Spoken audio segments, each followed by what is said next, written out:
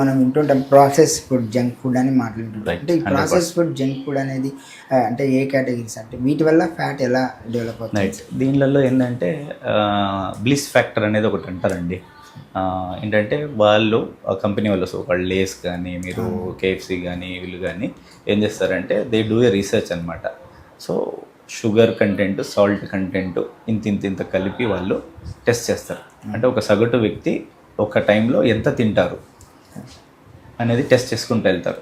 So అలా వాళ్ళు ఆ షుగర్ కంటెంట్, తర్వాత ఈ ఆయిల్ కంటెంట్, సాల్ట్ కంటెంట్ ఎక్కువ పెట్టేసరికి మన రిసెప్టర్స్ అనేది యాక్టివేట్ అయిపోయి బ్రెయిన్లో సైటైటీ అంటాం, ఆకలి అనేది ఇంకా పెంచుతుంది. సో దాని ద్వారా వీ టేక్ ఇట్ మోర్.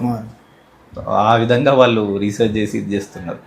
వాళ్ళు ఏంటంటే వాళ్ళ వ్యాపారం జరగాలనేసి. బట్ మనం వాళ్ళ వ్యాపారానికి మనం బలి, మన రోగం తెచ్చుకొని మనం తిరిగి మళ్ళీ డబ్బులు ఖర్చు చేస్తాం. ఇదంటే ఏంటంటే రోగం కొనుక్కున్నట్టు అవుతుంది అనమాట.